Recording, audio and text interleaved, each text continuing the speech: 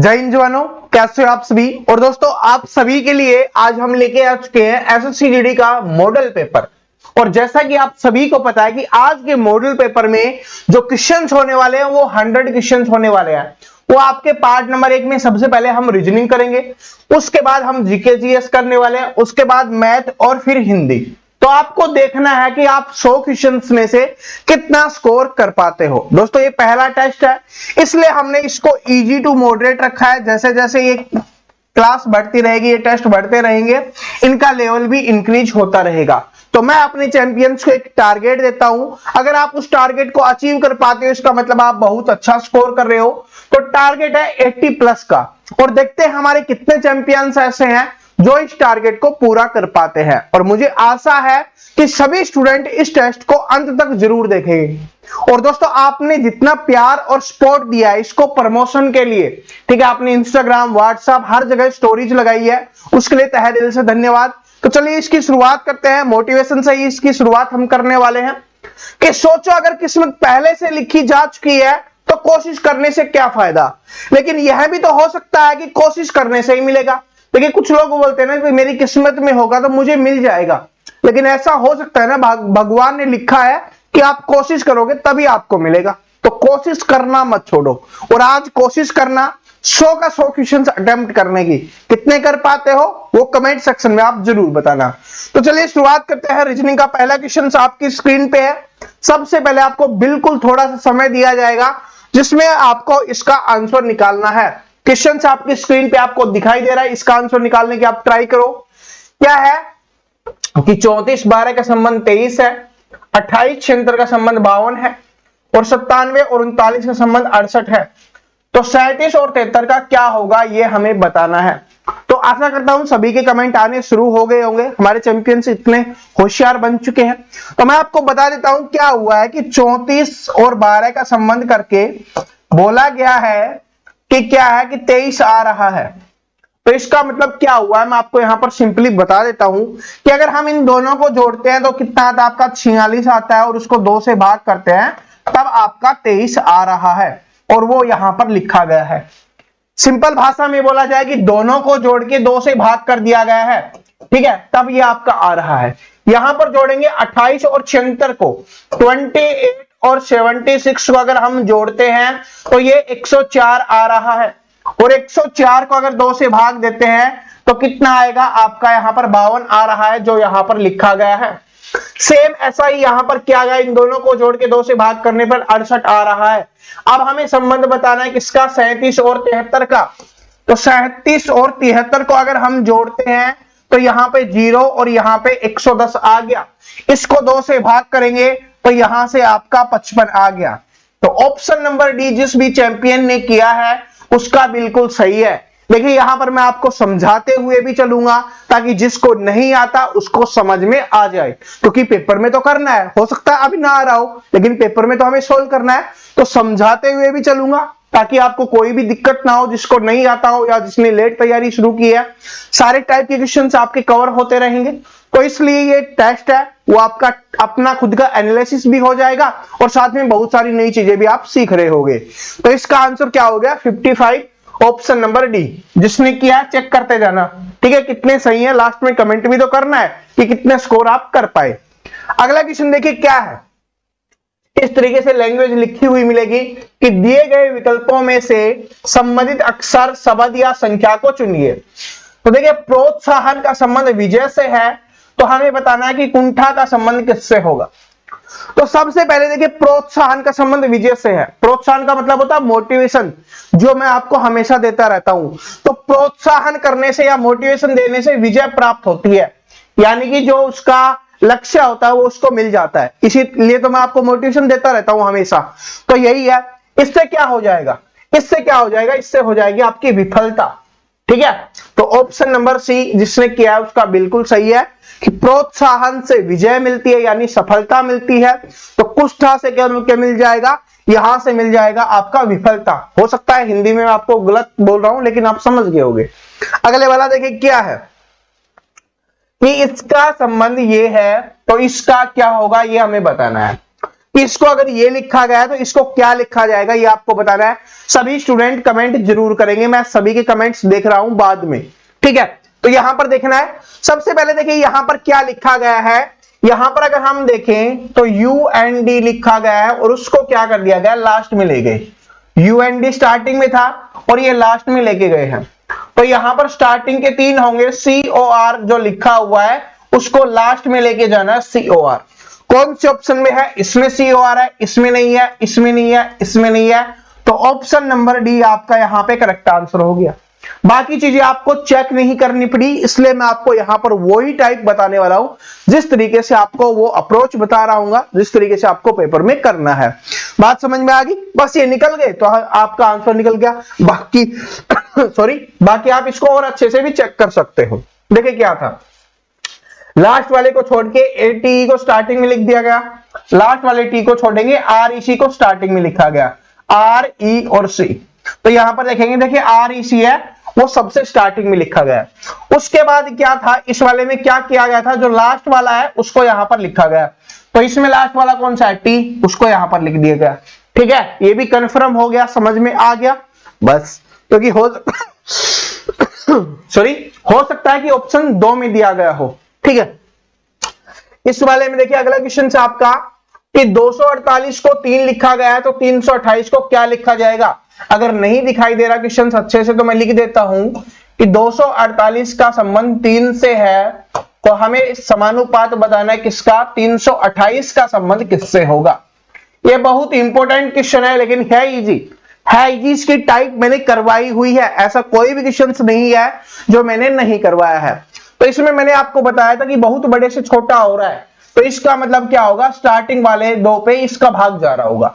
तो अगर 24 को 8 से भाग देंगे कितना आ रहा है, 3 आ रहा है, वो ही यहां पर लिखा गया है। तो इसमें भी कर देंगे, 32 को अगर हम 8 से भाग देंगे कितना आएगा, 8 चौके 32, तो यहां पे आपका 4 आंसर हो जाएगा। तो जिसने भी ऑप्शन नंबर C किया होगा उसका बिल्कुल करेक्ट आंसर हो जाएगा। बात समझ में आ गई सभी को। ऑप्शन नंबर C, कमेंट करते रहना, मोटिवेशन तभी मिलेगा। रियलिटी है, ऐसे नहीं कि आप बैठे हुए सुस्त बैठे हुए, नहीं, दिमाग को चलाना है। ठीक है, और अगर नहीं कुछ आता तो उसको सीखना है। ठीक है, नहीं आता तो ये मत समझना सर मुझे नहीं आया, मैं स्कोर नहीं कर पाया 80+। आपको ये नहीं सोचना, आपको सीखना है, क्योंकि अभी हमारे पास जो समय बचा हुआ है ना उसमें बेहतरीन क्लासेस हमारी आ रही होंगी, तो आप सारी चीजें कर पाओगे पेपर में। इसलिए तो हम शुरुआत कर रहे हैं। महात्मा गांधी का संबंध राजघाट से है, तो सेम एज इट इज आपको बताना है। तो देखिए महात्मा गांधी जी की जो समाधि बनी हुई है वो कहां पर बनी हुई है, राजघाट में। और इसलिए एक बात मैं हमेशा बोलता हूं कि जिसकी अगर जीके स्ट्रांग होगी तो वो रीजनिंग में 1 से 2 नंबर बाकी स्टूडेंट से ज्यादा स्कोर कर पाएगा। ये जीके वाला ही है कि महात्मा गांधी जी की समाधि कहां है, राजघाट में है। अगली किसकी बनी हुई है, तो राजीव गांधी जी की समाधि है, वो वीरभूमि है। तो ऑप्शन नंबर बी आपका यहां पर करेक्ट आंसर हो जाएगा, क्योंकि इनकी समाधि को राजघाट बोला जाता है, इनकी समाधि को वीरभूमि बोला जाता है। ठीक है, इन सभी की आपको पता होना चाहिए, लाल बहादुर शास्त्री जी की भी, मोरारजी देसाई की, इंदिरा गांधी जी की, इन सभी की आपको पता होना चाहिए।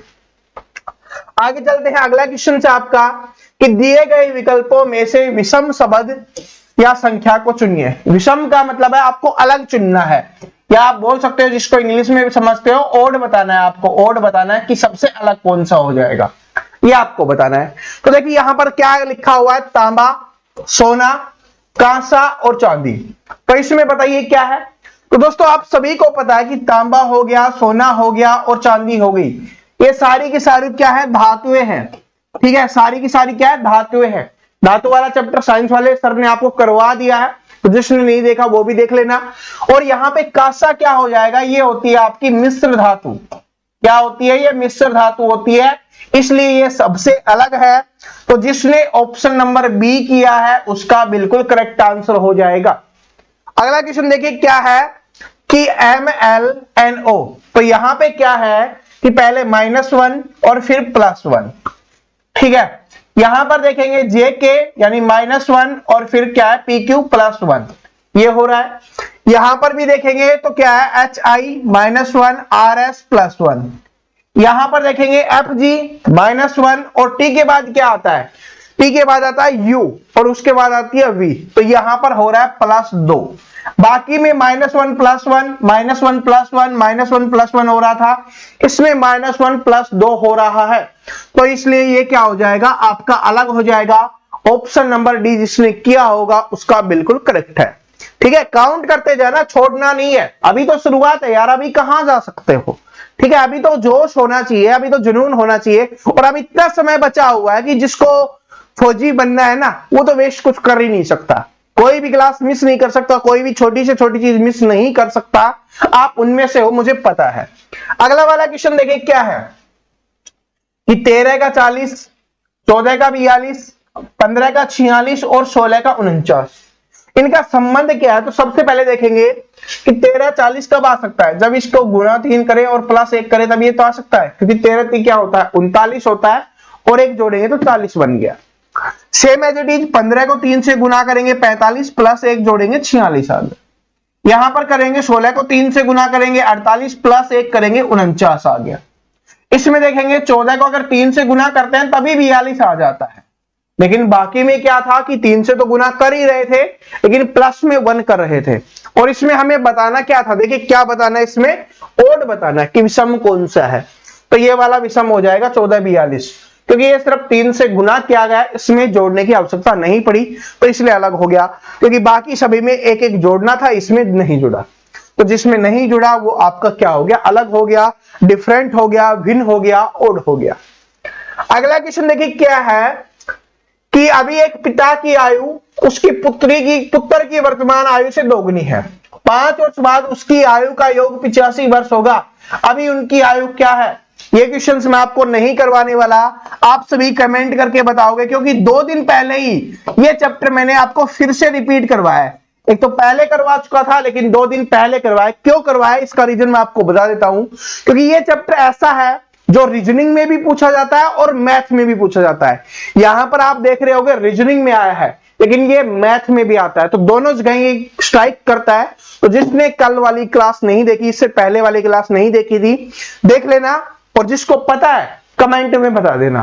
ठीक है, अगले क्वेश्चन पे चलते हैं। क्या है कि यदि m सूचक है भाग का, k सूचक है घटा का, r सूचक है प्लस का तथा t सूचक है गुना का, तो इसका मतलब क्या होगा। तो चलो लिख लेते हैं पहले, 12t 8m 12r 16k और 14 ये लिखा हुआ है।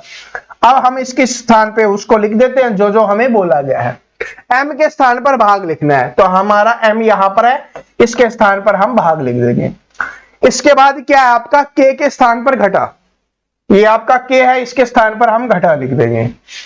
r के स्थान पर प्लस, r है ये, इसके स्थान पर हम प्लस लिख देंगे। t के स्थान पर गुना, तो t के स्थान पर हम गुना लिख देंगे। तो सबसे पहले आप सभी को पता है भाग सोल्व करते हैं, तो 8 को 12 से भाग देंगे, नहीं जाएगा, तो ये कितना बन जाएगा 12 गुना 8/12, क्योंकि भाग का मतलब क्या होता है 12। ठीक है, बटे में लिख सकते हैं, ये बात आपको पता है। 12 से 12 कट गया, यहां से बच गया 8। इसके बाद क्या है प्लस का 16 और माइनस का 4 14, इसको जोड़ेंगे तो कितना आ गया 24, माइनस का 14, तो कितना बच जाएगा प्लस का 10 बच जाएगा। तो इसमें आंसर हो गया ऑप्शन नंबर सी। बात सभी को समझ में आ गई, बस जैसे जैसे बोला गया वैसे वैसे हमने किया है, 10 जिसका ठीक है बिल्कुल करेक्ट हो जाएगा। आगे देखिए क्या है कि 5 विद्यार्थी एक पंक्ति में बैठे हैं, तो सबसे पहले सॉरी एक पंक्ति बनाते हैं, ये हमारी पंक्ति बन गई और इसमें 5 विद्यार्थी बैठे हैं। आगे क्या बोला गया, जैसे जैसे बोला जाए वैसे वैसे करते हुए जाना है। हम इनका मुख है वो ऊपर की तरफ मान लेते हैं, आप चाहो तो नीचे मान सकते हो, ये आपके ऊपर डिपेंड करता है, लेकिन हम ऊपर की तरफ मान लेते हैं ताकि मैं आपको अच्छे से समझा पाऊंगा। इसके बाद क्या है कि टी है वो जेड के दाईं ओर है, टी ये जो टी है वो जेड के दाईं ओर है। दाईं ओर कब हो सकता है, अगर जेड हमारा यहां पर बैठा है, ठीक है, और इधर मुख करके बैठा दाएं ये होगा, और इधर क्या हो जाएगा टी हो जाएगा, तो ये जेड के दाईं ओर हो गया आपका टी है, क्योंकि तो क्या है टी है वो जेड के दाईं ओर है। आगे देखिए क्या है, एम है वो जेड के बाईं ओर है, एम है वो जेड के बाईं ओर है, जेड के बाईं ओर होगा इधर होगा, तो m हमने यहां पर लिख लिया कि ये हमारा m हो गया, वो z के बाईं ओर हो गया, क्योंकि z ऐसे बैठा हो, ये बायां वाला क्या होगा, उसका बायां होगा, तो इधर m हो गया। लेकिन आगे देखिए क्या है, परंतु l के दाईं ओर है। अब m है वो l के दाईं ओर है, तो इसका मतलब हमारा l इधर बैठा होगा, तभी तो ये दायां हो सकता है, क्योंकि इधर होगा तभी तो इधर दायां होगा। ये हमारा m है। इसके बाद बोला गया t है वो q के बाईं ओर है, t है वो q के बाईं ओर है। q के बाईं ओर कब हो सकती है, अगर q इधर होगा तभी तो ये बायां हो सकता है, क्योंकि इधर होगा तो फिर ये दायां हो जाएगा। हमें बायां बोला है तो ये q क्या हो जाएगा, इधर होगा, t इसके बाएं हो गया। अब हमसे पूछा है कि बाईं ओर से प्रथम स्थान पर कौन बैठा है, तो हमने पंक्ति अच्छे से सेट कर ली। अब हमसे कुछ भी पूछे तो हमसे बाएं स्थान पर पूछा है, ये कौन सा है, ये आपका दायां हो गया, ठीक है, और ये वाला हिस्सा कौन सा हो जाएगा, आपका बायां हो जाएगा। तो बाएं से पहले स्थान पर पूछा है तो एल इसका आंसर हो जाएगा ऑप्शन नंबर डी, ठीक है। तो जिसने ऑप्शन नंबर डी किया उसका बिल्कुल करेक्ट है। आपसे दाएं स्थान से भी पूछ सकता है कि दाएं स्थान से पहले नंबर पे कौन है, तो एक क्यों हो जाएगा, दूसरे स्थान पर पूछेगा तो टी हो जाएगा, दोनों के बीच में आपसे पूछेगा तो जेड हो जाएगा, और यहां से बाएं से दूसरे स्थान पर पूछेगा तो एम हो जाएगा। तो कैसे भी आपसे पूछ सकता है, पेपर में एग्जामिनर थोड़ा सा घुमा के देगा, बाकी क्वेश्चन सेम रहते हैं, टाइप सेम रहती है, बस थोड़ा सा घुमा दिया जाता है, फिर आप बोलने लग जाते हो सर ये तो आपने करवाया नहीं था। सर ने तो भाई सब कुछ करवाया, बस जिसने दिमाग लगाया वो सिलेक्शन ले गया, और जिसने दिमाग नहीं लगाया वो नहीं ले जाएगा। यही चीज होती है सिलेक्शन लेने वाले में और 1-2 नंबर से रहने वाले में, बस यही फर्क होता है, ठीक है। आगे देखिए क्या है, ये वाला देखिए क्या है, इसमें कथन को आपको ध्यान से पढ़ना है कि चमगादड़ अंडे नहीं देते इसलिए चमगादड़ पक्षी नहीं है। तो इसका मतलब है अंडे नहीं दे रहा वो पक्षी नहीं है, और जो अंडे दे रहा वो क्या है, पक्षी है, ये बोल रहा है ना। तो देखिए क्या है कि सभी पक्षी अंडे देते हैं, बिल्कुल सही बात है, क्योंकि इसने बोला है कि पक्षी है तो अंडे देगा, तो ये बिल्कुल सही है। केवल पक्षी अंडे देते हैं तो ये तो बात फिक्स नहीं है, कुछ भी कोई भी दे सकता भाई अंडे, ठीक है। तो इसमें हो जाएगा ऑप्शन नंबर ए। आगे चलते हैं, ठीक है। और इस टाइप का आपके पेपर में बहुत कम चांसेस है, आपके पेपर में दूसरा पूछा जाता है, लेकिन एक भी कैसा भी चांस हो हम उसको मिस नहीं कर सकते, ठीक है। ये वाला देखिए क्या है, उत्तर आकृति उस आकृति को चुनिए जो प्रारूप को पूरा करती है, यानी कि आपको यहां पर बताना है कि यहां पर क्या आने वाला है, क्योंकि आकृति वाला है इसलिए जूम कर देता हूं। और हमारे चैंपियंस को पता है कि लगभग 3 से 5 क्वेश्चन है वो आकृति से आने वाले हैं, तो आकृति को तो आपको इग्नोर करना ही नहीं है। अब इसमें बताइए कौन सा होगा, तो देखिए क्या है कि यहां पर आपको डार्क बनेगा सबसे पहले तो हमारा, क्योंकि बनाना तो ये इस तरीके का है आपका, ये इधर बनेगा, इसमें से ये आधा क्या बनेगा, डार्क बनेगा, तभी तो ये मैच कर पाएगी। अब देख लो ये कौन से ऑप्शन में आपको दिखाई दे रहा है, इसमें नहीं है, इसमें नहीं है, इसमें नहीं है, ऑप्शन नंबर डी आपका या क्या हो जाएगा, आंसर हो जाएगा। और इसकी एक ही ट्रिक बताई हुई है इमेज वालों के कि ऑप्शंस को डिलीट करना सीख जाओ, आंसर अपने आप निकल जाएगा। तो जिसने किया होगा उसका डी आ गया होगा, मुझसे भी पहले आ गया होगा, क्योंकि मैं तो समझा रहा हूं ना आपको। अगला क्वेश्चन देखिए क्या है कि पर्वत, जंगल और पृथ्वी इन सभी के बीच के संबंध को दर्शाना है। तो देखिए क्या है कि पृथ्वी के अंदर दोनों आएंगे, तो हमारा पृथ्वी हो गया, इसी के अंदर क्या आएगा, आपका पर्वत भी आएगा, और इसी के अंदर आपका जंगल भी आएगा। लेकिन देखिए क्या है कि पर्वत के ऊपर जंगल होते हैं, आपने देखा होगा बहुत सारे स्थान पे, तो ये इनका थोड़ा सा संबंध तो है, ठीक है। तो ये नहीं होगा, ये वाला आपका आंसर हो जाएगा, बाकी ये तो नहीं होने वाले, ठीक है। बस थोड़ा सा कंफ्यूजन होता है इस चीज को लेके, ठीक है, ये इंपॉर्टेंट है, नोट कर लेना इसको, ठीक है। आगे चलते हैं आप, क्योंकि जिसको नहीं आता ना छोटी छोटी चीजें सीख जाओगे तभी तो रीजनिंग में 25 वाला स्कोर कर पाओगे, 25 में से 25 वाला, ठीक है। और आज देखता हूं कितने चैंपियंस कर पाते हैं, 1-2 नंबर इधर उधर चलता है, कोई दिक्कत नहीं है, अभी समय है, ठीक है। अभी तो मैराथन क्लास भी आने वाली है अपनी सॉरी। इसको बताना है कि इनको टुकड़ों को बनाकर कौन सी आकृति बनाई जा सकती है। तो ट्राई करिए आप सभी, थोड़ा सा ट्राई करिए, ठीक है। अगर इसको मिला दे देंगे दोनों को, ये रहेगा, तो ये तो नहीं बन सकता, चौकोर तो इसमें नहीं बनी तो ये भी नहीं बन सकता। इसके बाद यहां कहां पे बन रहा है, नहीं बन रहा, तो क्या है कि यही बन गया ऑप्शन नंबर सी। और निकाल सकते हैं कि इन दोनों को बनाएंगे, इधर मिलाएंगे तो ये पूरा बन जाएगा, इसके बाद इस त्रिभुज को लगा देंगे तो ये इस तरीके से बन जाएगा, ठीक है। ये दोनों मैच हो गए, तो ये इसी में दिया हुआ है। आगे देखिए श्रेणी को कंप्लीट करना है कि B A E D I H N M, आगे क्या आएगा? तो देखिए क्या ए बी, उसके बाद सी को छोड़ के लिखा गया डी ई, उल्टा करके लिखा गया, ठीक है, डी ई। उसके बाद क्या हुआ, ई और एफ को छोड़ के, सॉरी ई तो लिख दिया गया है, एफ और जी को छोड़ के एच और आई लिखा गया है। उसके बाद पहले एक छोड़ा फिर दो, तो आई के बाद क्या हुआ, जे के और एल को छोड़कर एम एन लिखा गया है, तीन छोड़ दिया, अब छोड़ेंगे चार। एन के बाद क्या आता है, ओ पी क्यू और आर को छोड़ेंगे और एस और टी लिखेंगे, एस बाद में टी पहले, तो टी एस आपका आंसर हो जाएगा ऑप्शन नंबर ए। देखिए यहां पर एस टी भी कुछ स्टूडेंट का आ रहा होगा, लेकिन ये गलत है क्योंकि उल्टा लिखा गया ना, पहले बड़ा वाला जो बाद में आता है उसको लिखा गया और फिर इसको लिखा गया, इसी तरीके से हमें लिखना है, ठीक है। तो ये आपका आंसर बन जाएगा, जिसमें क्या बिल्कुल सही है। सीरीज वाले को देखिए क्या है कि घटते क्रम में ये सीरीज है, तो पहले 64 फिर 48 फिर 40 फिर 36 फिर 34 है, ये घटते हुए क्रम में लिखा गया है। तो देखिए क्या है कि यहां पर 2, यहां से 36 से 40 4, 40 से 48 8, 48 से 64 16, मतलब सभी में दुगुना हो रहा है, 2 से 4, 4 से 8, 8 से 16, तो यहां से क्या हुआ होगा, 1 से 2 हुआ होगा दुगुना, तो यहां पर 34 में से 1 माइनस कर देंगे तो कितना आ जाएगा, 33 आ जाएगा। तो ऑप्शन नंबर डी जिसने किया बिल्कुल सही है, क्योंकि 33 से 34 हुआ, 1 जुड़ा, उसके बाद 34 से 36 दुगुना 2 जुड़ा, फिर यहां पे दुगने का 2 का दुगुना 4 जुड़ा, इस तरीके से इसको किया गया है। तो ये आपका आंसर हो जाएगा ऑप्शन नंबर डी। अगला क्वेश्चन देखिए क्या है कि SUMMER को RUNNER लिखा जाता है, तो विंटर को क्या लिखा जाएगा ये हमें बताना है।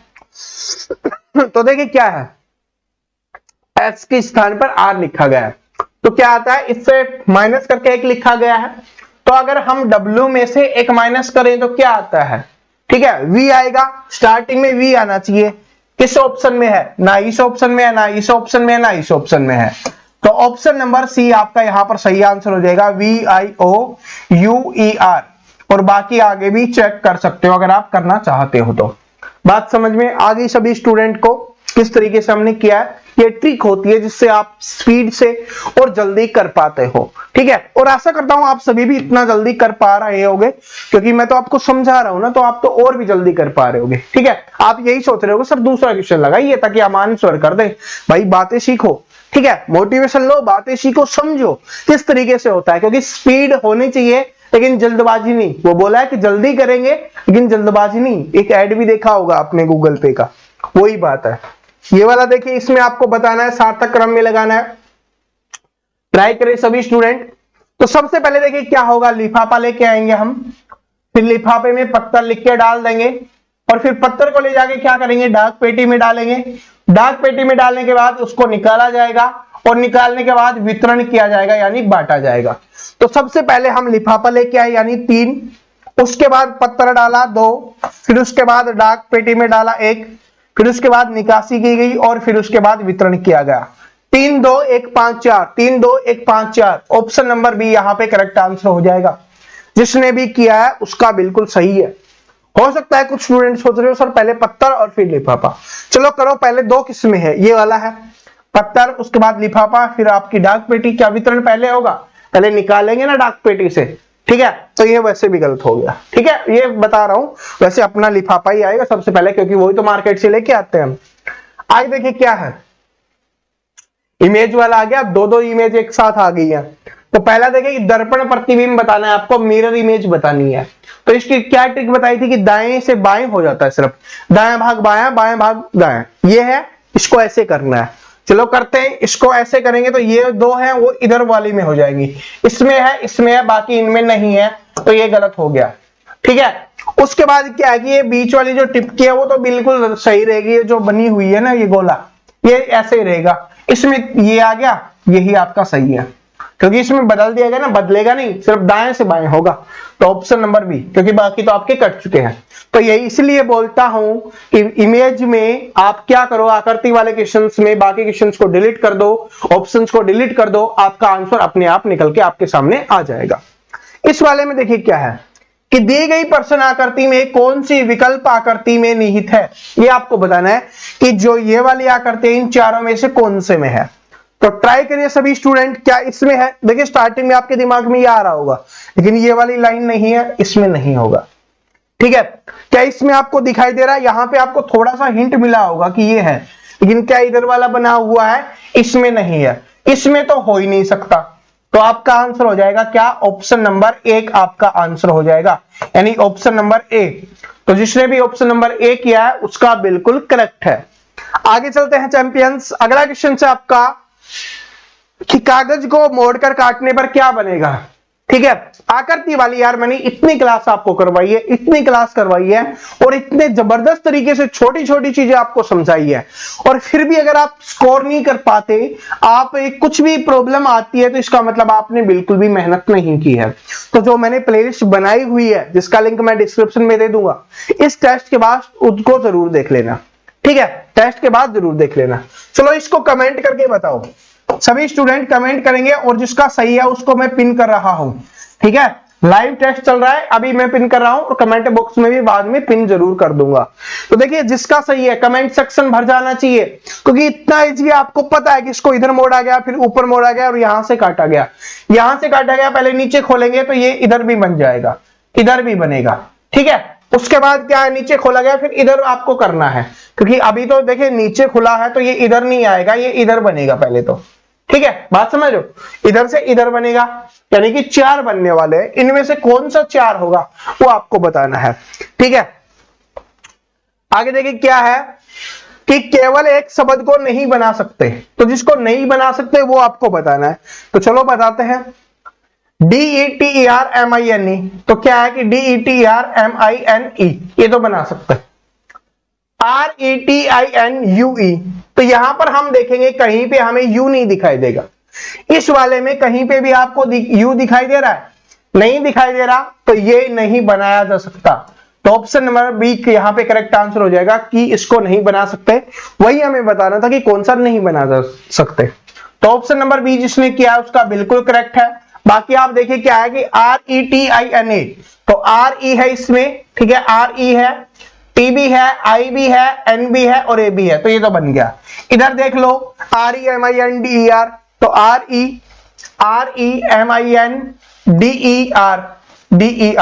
तो ये भी बन सकता है, तो यही आपका आंसर हो जाएगा। क्वेश्चन नंबर 24 देखिए, यहां पर आपको बताना है, मिसिंग नंबर आपको बताना है। ठीक है, मिसिंग नंबर का क्वेश्चन आ गया, सॉरी मिसिंग नंबर का क्वेश्चन आ गया है, यानी लुप्त संख्या आपको बतानी है। चलो ट्राई करिए सभी स्टूडेंट। इसकी ट्रिक बताई थी, अगर नीचे की तरफ बड़े लिखे हो तो हम क्या करते हैं, नीचे की तरफ कुछ हो रहा होगा, लेकिन बड़े स्टार्टिंग में लिखे हुए हैं और फिर आ रहा है, तो इसका मतलब क्या है कि ऐसे नहीं, इस बार हमें ऐसे सबसे पहले चेक करना है। तो चलो चेक करते हैं। 17 और 8 क्या हो गया, 25 और 5 30 होते हैं, लेकिन यहां पर 5 लिखा हुआ, तो दिमाग में एक चीज क्लिक कर गई। देखिए मैं आपको यहां पर टेस्ट दे रहा हूं, टेस्ट की तरह बता रहा हूं, समझाने वाली क्लास में पहले करवा चुका हूं। तो यहां से क्या हुआ, 17 8 25 हुआ, अगर 25 को 5 से भाग दे देंगे तो 5 आ जाता है, क्योंकि 17 8 हुआ 25 और 5 को से भाग देंगे 5 आता है, वो यहां पर लिखा गया है। यहां पर भी चेक करेंगे, अगर दोनों में अप्लाई हो रहा है तभी तो हम सोच सकते हैं कि हमारा ठीक है। 13 और 7 क्या हो गया, 20 को अगर 5 से भाग देंगे 4 आ रहा है, मतलब ट्रिक काम कर रही है। लेकिन इसमें भी काम करना चाहिए, क्योंकि जितना दिया हुआ है सभी में काम करनी चाहिए। तो 6 और 12 क्या हो गया, 18, और 18 को अगर हम 6 से भाग देंगे तो क्या आ जाता है, हमारा 3 आ जाता है, बिल्कुल सही है। तो इसमें कर दो, क्या हो गया 10 और 6 16, और 16 को 4 से भाग करेंगे तो कितना आएगा, 4 आएगा। तो यहां पर ऑप्शन नंबर ए यहां पे करेक्ट आंसर हो जाएगा कि यहां पे क्या आएगा, 4, क्योंकि जोड़ो 16 और 4 से भाग दो तो क्या आता है, 4 आता है। तो ये आपका आंसर हो गया ऑप्शन नंबर ए। अगला क्वेश्चन, और आप सभी का फेवरेट क्वेश्चन, जितने भी हमारे चैंपियंस हैं जिसने 10 मिनट की क्लास देखी है, सभी का फेवरेट बन गया। और बताना क्या है आपको, TOYOTA, सॉरी, ये आपको बताना है। चलो बताते हैं, लास्ट में ए देखते हैं, ये तो हमारी ट्रिक है, लास्ट वाला 3 2 पे ए होना चाहिए, 3 और 2 पे ए है, नहीं है, तो ऑप्शन नंबर ए नहीं हो सकता। 3 1 पे ए होना चाहिए, 3 और 1 पे ए है, ये हो सकता है। 4 2 पे देखेंगे 4 और 2 पे ए है, ये भी हो सकता है। 6 और 9 पे देखेंगे 6 और 9 पे नहीं है, तो ये नहीं हो सकता। 2 ऑप्शन तो काट दिया, अब आगे चलते हैं। 1 और 6 पे क्या होना चाहिए? टी आना चाहिए। 1 और 6 पे इधर नहीं आपका, ठीक है, तो यहां पर हम देखेंगे क्या होना चाहिए। 1 और 6 पे क्या है ना, 1 और 6 है ना, तो यहां से 1 यहां से 6 देखेंगे तो आपको दिखाई नहीं देख रहा, ठीक है, तो ये नहीं हो सकता। 6 और 7 पे होना चाहिए टी, 6 और 7 पे टी है, ये आपका आंसर हो सकता है। आगे देखो 6 और 9 पे क्या होना चाहिए? ओ होना चाहिए। 6 और किस पे? 9 पे ओ है, बिल्कुल सही है। आगे देखो 5 और 9 पे क्या होना चाहिए? वाई होना चाहिए। 5 और 9 पे वाई भी है, ये भी बिल्कुल सही है। 5 और 7 पे ओ होना चाहिए, 5 और 7 पे ओ भी है, ये भी बिल्कुल सही है। 5 और 8 पे क्या होना चाहिए? टी, तो 5 और 8 पे टी है, ये भी बिल्कुल सही है। सारी की सारी चीज मैंने कंफर्म करवा दी, तो ऑप्शन नंबर सी क्या हो गया आपका? यहां पे करेक्ट आंसर हो गया। तो जिसने भी ऑप्शन नंबर सी किया था उसका करेक्ट आंसर हो जाएगा। तो दोस्तों ये थे हमारे रीजनिंग के 25 क्वेश्चंस। अब हम आपको करवाएंगे जीके के क्वेश्चंस का टेस्ट होगा, उसके बाद मैं आपके लिए लेके आऊंगा मैथ का, और उसके बाद होने वाला है आपका हिंदी का। तो अभी जीके का टेस्ट है वो AK चौधरी सर के साथ आप दीजिए। तो अब पार्ट नंबर 2 में चलते हैं, भाग नंबर 2, और इसमें आपको करवाने वाले जीके जीएस और करंट अफेयर के क्वेश्चंस होने वाले हैं। और आप सभी को एक बात पता है, आप जितने समय से पढ़ रहे हो, क्या पढ़ रहे हो जीके में, कितना इंप्रूवमेंट हुआ है, किस किस टॉपिक में आपको प्रॉब्लम है, आज वाले इस प्रैक्टिस सेट में आपको पता चल जाएगा। तो आज वाला प्रैक्टिस सेट है वो आपको AK चौधरी सर करवाने वाले हैं और बहुत अच्छे से एक्सप्लेन करेंगे, ठीक है। जितना प्यार और सपोर्ट आप सभी ने मुझे दिया है, आप AK चौधरी सर को भी देना, और धीरे धीरे देखिए आप इनका कॉन्फिडेंस बढ़ाना। आपको पता है कि कैमरे के सामने बोलने में थोड़ी प्रॉब्लम होती है सभी को, स्टार्टिंग में जब पता नहीं होता कैमरा किस तरीके से फेस करना होता है, तो जब आप प्यार दोगे ना सारी चीजें नॉर्मल हो जाएंगी, और मुझे आशा है बहुत अच्छे से आपके साथ एक्सप्लेन करने वाले हैं, ठीक है। तो चलिए आप देखिए AK चौधरी सर के साथ आप। हेलो फ्रेंड्स, तो शुरू करते हैं हम पार्ट 2, जिसमें हम करने वाले जीके जीएस और करंट अफेयर के मोस्ट इंपोर्टेंट पर्सन, क्योंकि प्रत्येक पर्सन आपके लिए इंपोर्टेंट है। और जो जीके जीएस और करंट अफेयर का पार्ट है SSC GD के एग्जाम के लिए, वो भी आपके एग्जाम की दृष्टि से इंपोर्टेंट है। तो चलिए शुरू करते हैं। हमारा जो 26वां पर्सन है जीके का पार्ट का, तो वो शुरुआत करते हैं। अर्थशास्त्र मानव निर्मित उत्पादन उपकरण को किस रूप से वर्गीकृत करता है? जो अर्थशास्त्र है वो मानव निर्मित उत्पादन उपकरण को किस रूप से वर्गीकृत करता है? तो किस रूप से करता है? पूंजी रूप से। ऑप्शन डी क्या होगा? सही हो जाएगा। जो अर्थशास्त्र है वो मानव निर्मित उत्पादन उपकरण को पूंजी रूप से वर्गीकृत करता है। नेक्स्ट क्वेश्चन, औपनिवेशिक भारत में भारतीय विधवाओं के लिए शारदा सदन स्कूल की स्थापना किसने की थी? कब की थी? औपनिवेशिक भारत में भारतीय विधवाओं के लिए जो शारदा सदन की स्थापना की थी स्कूल की, वो किसने की थी? वो की थी पंडित रमाबाई ने। ऑप्शन ए क्या होगा? सही होगा। जो पंडित रमाबाई थी, इन्होंने औपनिवेशिक भारत में भारतीय विधवाओं के लिए शारदा सदन स्कूल की स्थापना की थी। और ये कब की थी? 1889 ईस्वी में की थी। कब की थी? 1889 ईस्वी में। और जो पंडित रमाबाई है, इनको संस्कृत का उच्च ज्ञान होने के कारण, किसका? संस्कृत का उच्च ज्ञान होने के कारण इनको पंडिता और सरस्वती जैसी उपाधियों से सम्मानित किया गया। जो सरस्वती जैसी उपाधि है, पंडिता और सरस्वती, इन उपाधियों से पंडित रमाबाई को सम्मानित किया गया। नेक्स्ट क्वेश्चन, सोडियम बाइकार्बोनेट से कार्बन डाइऑक्साइड निकालने में विफल अमल कौन सा होता है? जो सोडियम बाइकार्बोनेट है उससे कार्बन डाइऑक्साइड निकालने में जो विफल अमल है वो कौन सा है? कार्बनिक एसिड। ऑप्शन डी क्या होगा? सही होगा। जो कार्बनिक एसिड है वो सोडियम बाइकार्बोनेट से कार्बन डाइऑक्साइड निकालने में क्या होता है? विफल होता है। क्योंकि जो कार्बनिक एसिड होता है ये रक्त में ऑक्सीजन की मात्रा बढ़ाता है। किस में बढ़ाता है? रक्त में ऑक्सीजन की मात्रा बढ़ाता है, और फेफड़ों से CO2 मुक्त करने में क्या करता है? सहायता करता है। फेफड़ों में CO2 मुक्त करने में सहायता करता है। नेक्स्ट क्वेश्चन, स्वतंत्र भारत के प्रथम राष्ट्रपति कौन थे? जो स्वतंत्र भारत के प्रथम राष्ट्रपति थे वो कौन थे? Doctor Rajendra Prasad. Option A सही होगा। डॉक्टर राजेंद्र प्रसाद जो 1934 में कांग्रेस अधिवेशन के, जो बंबई अधिवेशन था उसके क्या बने थे, अध्यक्ष बने थे। कब बने थे, 1934 में।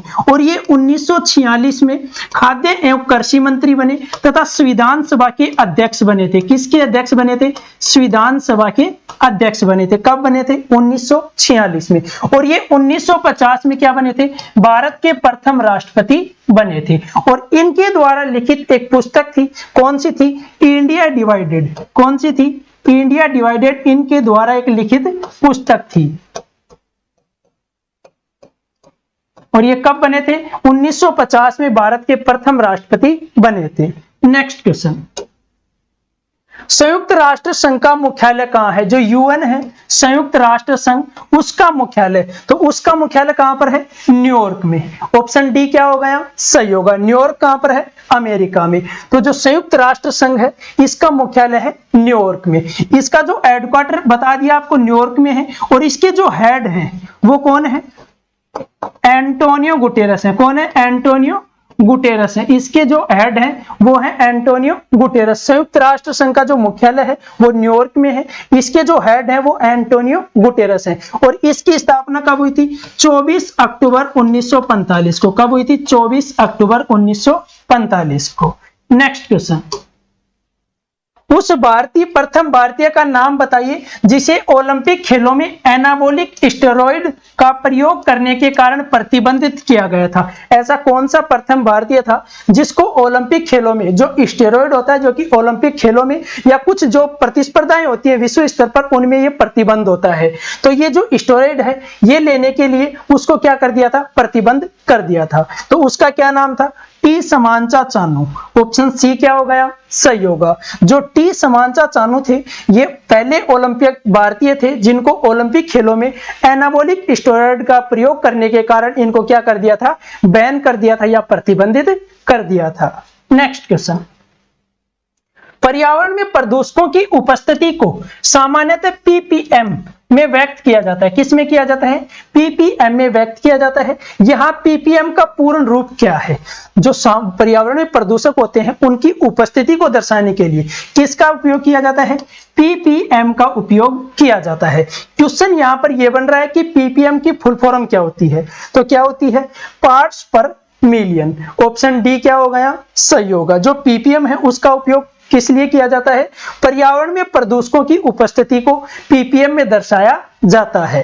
नेक्स्ट क्वेश्चन, जब पानी जम जाता है तो उसका घनत्व है, जब पानी जम जाता है तो उसके घनत्व पर क्या प्रभाव पड़ता है, तो क्या प्रभाव पड़ता है, घनत्व घट जाता है। ऑप्शन ए क्या होगा, सही होगा। जब पानी जम जाता है तो उसका घनत्व क्या हो जाता है, घट जाता है, लेकिन उसका जो आयतन होता है वो क्या होगा, बढ़ जाएगा। जो आयतन है वो क्या हो जाता है, बढ़ जाता है, लेकिन जो घनत्व है वो घट जाता है।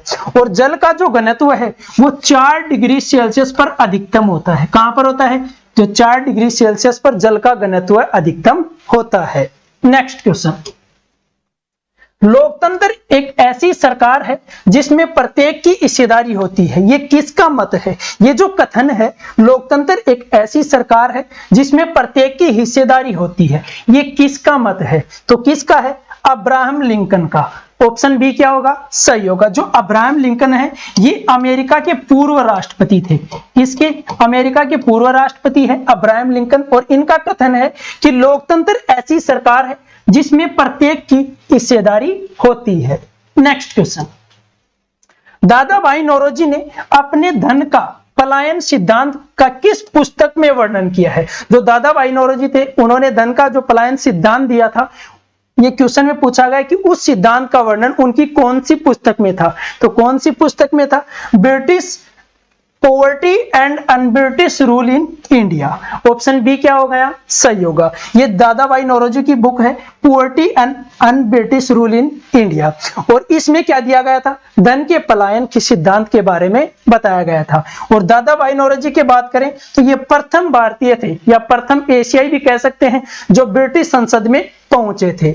और इनकी पुस्तक है poverty and unBritish rule in India. Next question, mother Teresa की जयंती मनाने के लिए उन पर टिकट निम्नलिखित में से किस देश ने प्रकाशित किया था? जो मदर टेरेसा है उसकी जयंती मनाने के लिए उन पर जो टिकट प्रकाशित की थी, कौन से देश ने की थी? अमेरिका ने।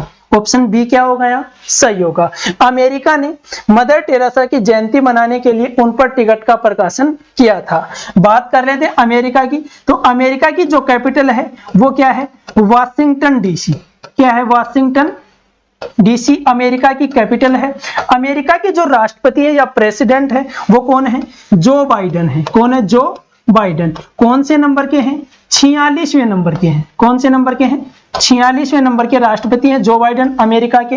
अमेरिका की करेंसी की बात करें तो क्या है? अमेरिकी डॉलर। जो अमेरिका की करेंसी है वो है अमेरिकी dollar. Next question, internet technology में प्रयुक्त शब्द URL का क्या अभिप्राय है? जो इंटरनेट टेक्नोलॉजी प्रयुक्त शब्द है URL, तो इसका अभिप्राय क्या है? तो इसका अभिप्राय क्या है? Uniform resource locator. Option D क्या होगा यहाँ? सही होगा। जो इंटरनेट टेक्नोलॉजी प्रयुक्त शब्द है URL, इसका फुल फॉर्म क्या होता है? Uniform resource locator. Next question, निम्नलिखित में से क्या स्वपोषित है? जो 4 ऑप्शन दिए गए हैं इनमें से कौन सा है जो स्वतः पोषित है? तो कौन सा है? शैवाल। ऑप्शन बी क्या होगा यहाँ? सही होगा। जो शैवाल है वो थैलोफाइटा वर्ग का पादप है। किसका है? थैलोफाइटा वर्ग का पादप है शैवाल। और थैलोफाइटा वर्ग क्या होता है?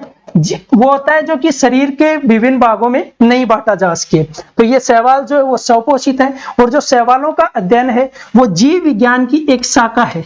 कौन सी शाखा है? फाइकोलॉजी। फाइकोलॉजी में क्या किया जाता है? शैवालों का अध्ययन किया जाता है। और जो फाइकोलॉजी है ये जीव विज्ञान की एक शाखा है। नेक्स्ट क्वेश्चन, किस दिल्ली सुल्तान ने कठोर नीति अपनाई थी? कौन सा दिल्ली सुल्तान था? दिल्ली का सुल्तान था जिसने कठोर नीति को अपनाया था। तो किसने अपनाया था? बलबन ने। ऑप्शन ए क्या होगा? करेक्ट होगा। बलबन ने, जो दिल्ली का सुल्तान था, उसने कठोर नीति को अपनाया था। बात कर लेते हैं बलबन के बारे में। तो बलबन ने सिजदा और पाबोस प्रथा की शुरुआत की थी। जो सिजदा व पाबोस प्रथा है उसकी शुरुआत किसने की थी? बलबन ने की थी। बलबन ने चिहलगानी का विनाश किया था। जो चिहलगानी था उसका विनाश किया था किसने? बलबन ने। और ये चिहलगानी क्या था? 40 सरदारों का एक दल था। किसका दल था? 40 सरदारों का दल था। और इसका जो निर्माण किया था वो किसने किया था? इल्तुतमिश ने। और क्वेश्चन पूछा जाए कि चिहलगानी का जो निर्माण था वो किसने किया था? इल्तुतमिश ने किया था। और इसका जो विनाश है वो किसने किया था? बलबन ने किया था। एक मोस्ट इंपोर्टेंट फैक्ट है जो हमेशा एग्जाम में पूछा जाता है, जो इक्ता प्रथा है वो किसने शुरुआत की थी? तो इक्ता प्रथा की शुरुआत की थी इल्तुतमिश ने। किसने की थी? इल्तुतमिश ने। कब की थी? 1226 ईस्वी में की थी। कब की थी? 1226 ईस्वी में। नेक्स्ट क्वेश्चन, जिला कलेक्टर का पद कब बनाया गया? जो जिला कलेक्टर का पद था वो कब बनाया गया? तो कब बनाया गया? 1772 में। ऑप्शन सी करेक्ट होगा। 1772 में वारेन हेस्टिंग्स ने एक गठन किया था। किसका? जिला कलेक्टर का। इससे पहले 1772 में बोर्ड ऑफ रेवेन्यू, राजस्व बोर्ड का गठन किया था। कौन से बोर्ड का? राजस्व बोर्ड का गठन किया था। उसके तहत जो राजस्व एकत्रित करना था उसके लिए 1772 में जिला कलेक्टरों की नियुक्ति की गई थी। नेक्स्ट क्वेश्चन, विश्व व्यापार संगठन का मुख्यालय कहां स्थित है? जो विश्व व्यापार संगठन है WTO, वर्ल्ड ट्रेड ऑर्गेनाइजेशन, इसका जो मुख्यालय है वो कहां पर है? इसका मुख्यालय जेनेवा स्विट्जरलैंड में। ऑप्शन डी क्या होगा यहाँ? सही होगा। जो वर्ल्ड ट्रेड ऑर्गेनाइजेशन है, विश्व व्यापार संगठन, उसका मुख्यालय जेनेवा स्विट्जरलैंड में। और इसकी स्थापना कब हुई थी? 1 जनवरी 1995 को। कब हुई थी? 1 जनवरी 1995 को इसकी स्थापना हुई थी। वर्ल्ड ट्रेड ऑर्गेनाइजेशन, विश्व व्यापार संगठन। नेक्स्ट क्वेश्चन, सबसे छोटा महासागर कौन सा है? जो सबसे छोटा महासागर है वो कौन सा है? आर्कटिक महासागर। ऑप्शन बी क्या होगा, करेक्ट होगा। सबसे छोटा महासागर आर्कटिक। बात करें सबसे बड़ा की, तो जो सबसे बड़ा है वो कौन सा है, प्रशांत महासागर। यहां से प्रश्न बनता है सबसे गहरा महासागर कौन सा है, तो सबसे गहरा भी कौन है, प्रशांत महासागर। सबसे बड़ा और सबसे गहरा जो महासागर है वो कौन सा है, प्रशांत। और सबसे छोटा जो महासागर है वो कौन सा है, आर्कटिक महासागर। नेक्स्ट क्वेश्चन, निम्नलिखित में से क्या एवियम राशि है। एवियम का मतलब यहां पर क्या है, अविमीय राशि है। अविमीय मतलब क्या होता है, जिसकी विमा रहित राशि इनमें से कौन सी है। तो जहां पर जो प्रभेद है ऑप्शन ए वो क्या होगा, करेक्ट होगा। जो प्रभेद वो क्या है, एक अविमीय राशि है। नेक्स्ट क्वेश्चन, तेलुगु कृति अमुक्त माल्यद, ये क्या है, यहाँ पर अमुक्त माल्यद है। इसके लेखक कौन है, तो इसके लेखक कौन थे, इसके लेखक थे कृष्ण देवराय। ऑप्शन डी क्या होगा, यहाँ सही होगा। जो तेलुगु कृति है ये तेलुगु ग्रंथ है, तेलुगु का राजनीतिक ग्रंथ है, और इसके जो लेखक थे वो कृष्ण देवराय हैं। और जो कृष्ण देवराय हैं ये तुलु वंश के थे। कौन से वंश के थे, तुलु वंश के थे। और विजयनगर के महान शासक थे। किसके शासक थे, विजयनगर के महान शासक थे। और इनका जो शासनकाल था वो कब से कब तक था, 1509 से 1528 ईस्वी तक कृष्ण देवराय का शासनकाल रहा था। ये किस वंश से थे, तुलु वंश से संबंधित थे। और इन्होंने एक ग्रंथ लिखा था, ये तेलुगु का राजनीतिक ग्रंथ है। कौन सा है, अमुक्त माल्यद। नेक्स्ट क्वेश्चन, नकदी रिजर्व अनुपात किसका उपकरण है। जो नकदी रिजर्व अनुपात है CRR, कैश रिजर्व रेशियो, ये किसका उपकरण है, तो किसका उपकरण, ये मौद्रिक नीति का। ऑप्शन डी क्या होगा, यहाँ सही होगा। जो CRR है इससे का मतलब क्या होता है, CRR का मतलब होता है जो वाणिज्य बैंक होते हैं वो अपने पास जमा कुल राशि का रिजर्व बैंक के पास कुछ निश्चित भाग रखा जाता है, इसको CRR कहते हैं। और जो CRR किसका उपकरण है, मौद्रिक नीति का। बात करें मौद्रिक नीति की, तो मौद्रिक नीति कौन बनाता है, मौद्रिक नीति बनाता है RBI, reserve bank of India. बात करें यहाँ पर राजकोषीय नीति की, तो राजकोषीय नीति कौन बनाता है, राजकोषीय नीति बनाता है वित्त मंत्रालय। कौन बनाता है, वित्त मंत्रालय। और फिलहाल वित्त मंत्री कौन है, निर्मला सीतारमण। कौन है, निर्मला सीतारमण फिलहाल वित्त मंत्री हैं। तो राजकोषीय नीति जो है वो वित्त मंत्रालय बनाता है, और जो मौद्रिक नीति है वो RBI बनाता है। बात कर लेते हैं RBI के बारे में। तो RBI की स्थापना कब हुई थी, 1 अप्रैल 1935 को हुई थी। कब हुई थी, 1 अप्रैल 1935 को। इसका हेडक्वार्टर कहां पर है, इसका हेडक्वार्टर है मुंबई महाराष्ट्र में। कहां पर है, मुंबई महाराष्ट्र में। और इसके जो गवर्नर हैं वो कौन है, शक्तिकांत दास हैं। इसके गवर्नर कौन है, Shaktikanta Das. Next question, BCG टीके में C शब्द से क्या अभिप्राय है। जो BCG टीका होता है BCG, तो इसमें जो C शब्द है उसका अभिप्राय पूछा है, तो क्या होता है, कैलमेट, बेसिलस कैलमेट गुएरिन इसकी फुल फॉर्म होती है।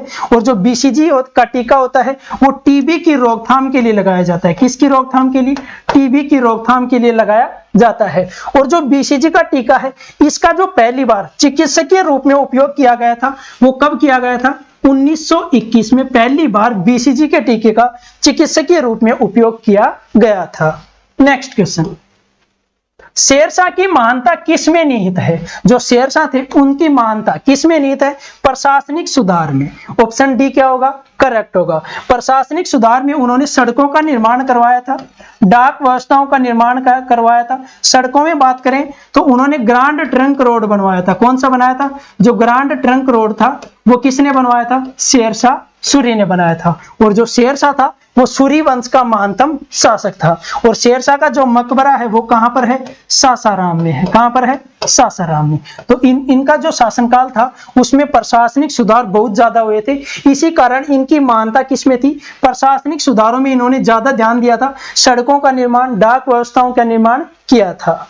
नेक्स्ट क्वेश्चन, वातावरण में मौजूद सल्फर के ऑक्साइड बारिश से घुल जाते हैं और क्या बनाते हैं। जो वातावरण में मौजूद होते हैं सल्फर के ऑक्साइड मतलब SO2, ये बारिश से घुल जाते हैं और क्या बनाते हैं, तो ये क्या बनाते हैं, औद्योगिक धूम निर्माण। और इस औद्योगिक धूम निर्माण को क्या कहा जाता है, लंदन धूम कोहरा भी कहा जाता है। क्या कहा जाता है, लंदन धूम कोहरा भी कहा जाता है। जो वातावरण में मौजूद होते हैं SO2 और ये किसके साथ क्रिया करते हैं? H2O के साथ क्रिया करके H2SO4 बनाते हैं। क्या बनाते हैं? H2SO4। और जो NO2 होता है वो जल के साथ क्रिया करके क्या बनाता है? HNO3। HNO3 ये होता है सल्फ्यूरिक अम्ल और ये होता है नाइट्रिक अम्ल, जो कि अम्ल वर्षा का कारण है। और जो अम्ल वर्षा है वो कृषि और पेड़ पौधों को नुकसान पहुंचाती है।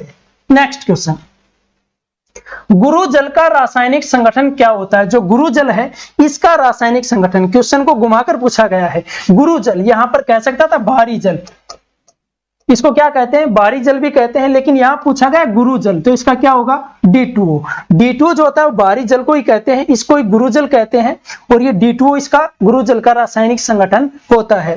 और जो भारी जल है इसका जो उपयोग है वो कहां पर करते हैं? इसका उपयोग नाभिकीय रिएक्टरों में विमंदक के रूप में करते हैं। किस में करते हैं? विमंदक के रूप में करते हैं। जो नाभिकीय रिएक्टरों में न्यूट्रॉन होते हैं वो तेज गति से जो कार्य करते हैं उनको मंद करने के लिए किसका उपयोग किया जाता है? भारी जल का उपयोग किया जाता है।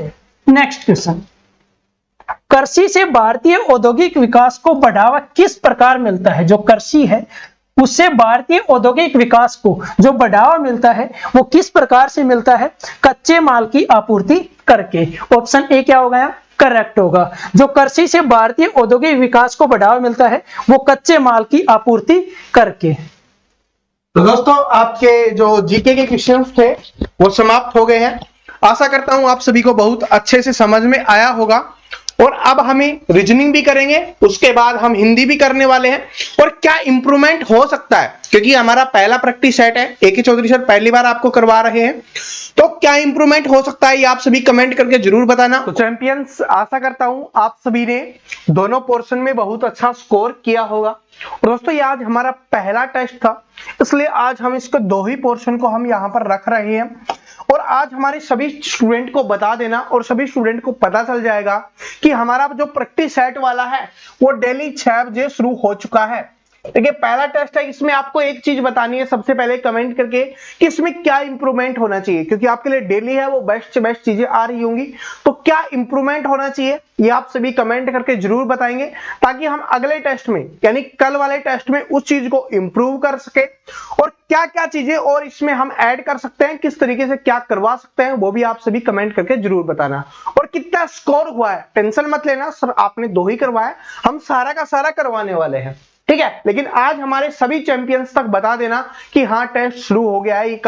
वो ये सोच रहे हो कि सर नहीं आएगा, लेकिन अब आ रहा होगा। और आज और भी बेहतरीन क्लासेज हमारी आ रही होंगी, उन क्लासेज को देखना भी मत भूलना। तो मिलते हैं अगली वीडियो में, अगली क्लास में। तब तक सभी स्टूडेंट हंसते रहिए, मुस्कुराते रहिए, पढ़ते रहिए। सभी को बेस्ट ऑफ लक।